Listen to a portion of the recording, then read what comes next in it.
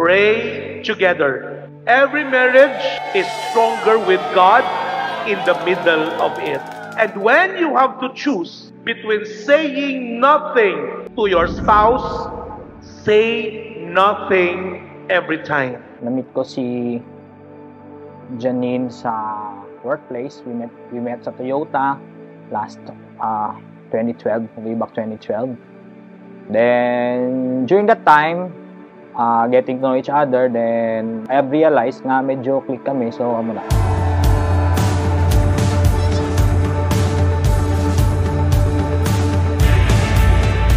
Janine, do you take Shandy here present for your lawful husband according to the rite of our Holy Mother, the Church? Yes, I do. Do you give yourself to him as his wife? Yes, I do. Do you accept him as your lawful husband? Yes, I do.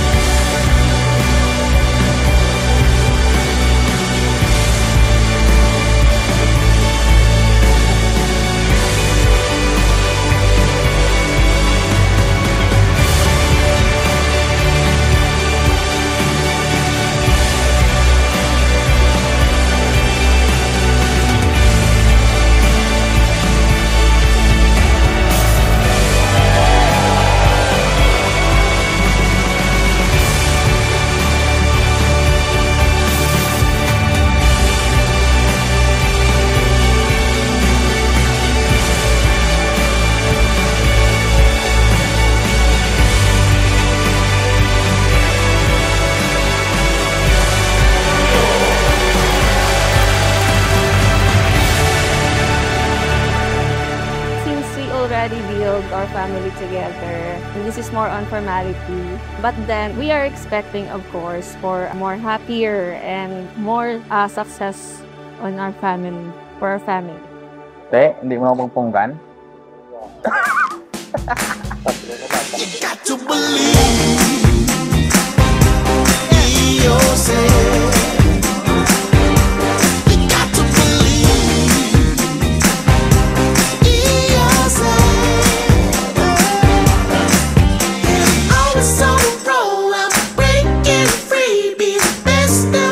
Una-una gid, syempre, very understanding gid siya. On top sa physical na gwapo si Mrs., nako gid nga factor na intindihan na because it's really very important in a very long relationship.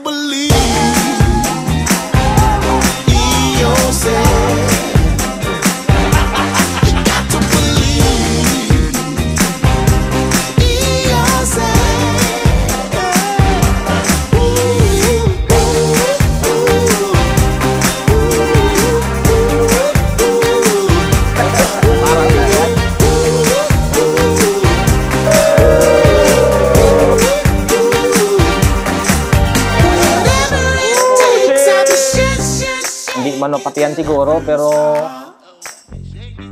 ang tuod gid nga rason nga nakambal kami na gid was because of divine intervention. Something happened between us nga among ito ang naglansang nga kami na gid.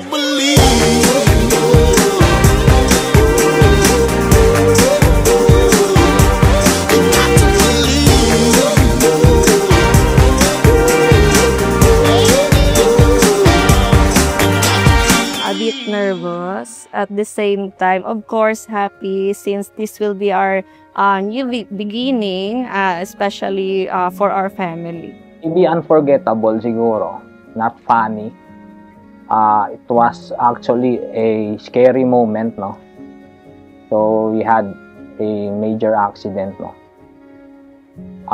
But luckily wala kami na, no? So maybe was God's plan nga hingaan niya kami second life to be together. So I think that's it.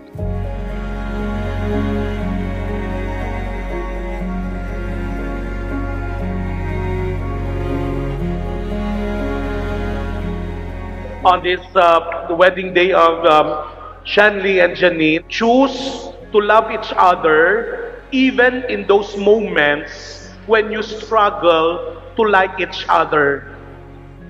Love is a commitment, not a feeling. Are you ready, boys?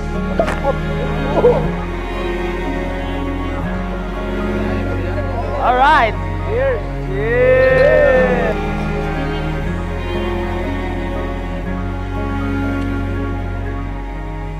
I realized that he is the one by the time na nakilala ko na siya further.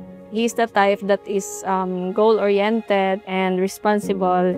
Right now, to be honest, I feel accomplished siguro. In a way nga, dugay na nga utang ko siya eh. So finally, I have nagabot na ang time nga mahatag ko ni siya because she deserves this day.